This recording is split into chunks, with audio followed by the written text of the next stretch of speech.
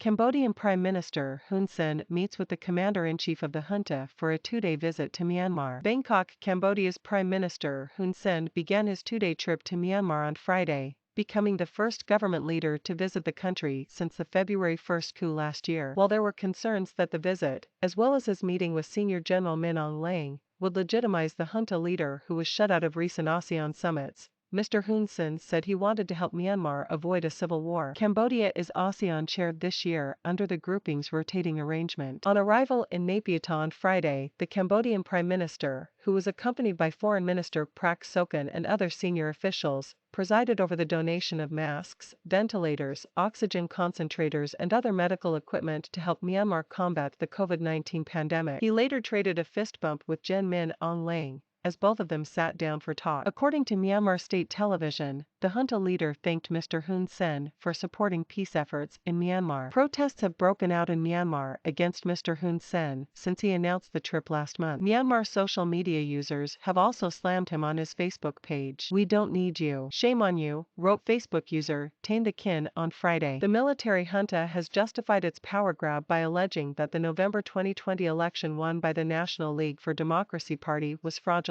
It is pledged to hold fresh elections in 2023. Months after violently putting down peaceful protests against the coup, the regime is now grappling with an armed insurgency by People's Defense Forces in various parts of Myanmar. More than 220,000 people have been displaced by armed conflict and unrest since the coup, according to the United Nations. Mr. Hun Sen made the visit without setting preconditions, drawing criticism that he was scuttling ASEAN's hard-won agreement to exclude the junta from its high-level meetings if it did not make any progress on the bloc's five-point consensus. This blueprint called for an immediate cessation of violence, humanitarian aid to Myanmar, and constructive dialogue among all parties that a special ASEAN envoy would help facilitate. It also agreed that the envoy would visit Myanmar to meet all stakeholders concerned. The first such envoy, Brunei's second foreign minister Erwan Yusof, did not visit Myanmar as the junta would not grant him access to deposed political leaders such as State Councillor Aung San Suu Kyi. She is currently serving a 2-year jail sentence for inciting dissent and breaching pandemic restrictions,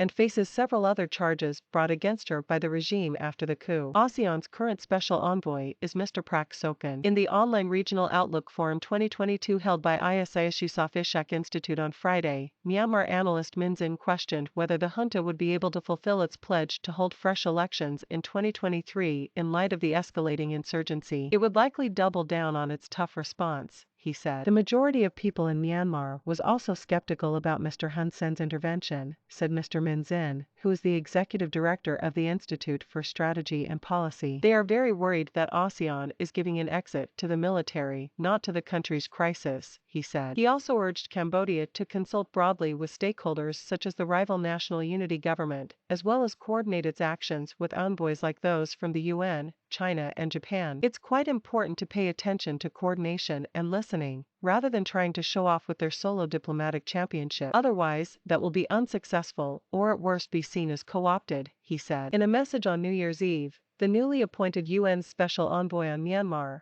Dr. Nalin Heiser, said any solution for the current crisis needs to be a Myanmar-led process, reflective of the will of the people and honor the principles cherished by the founding leaders.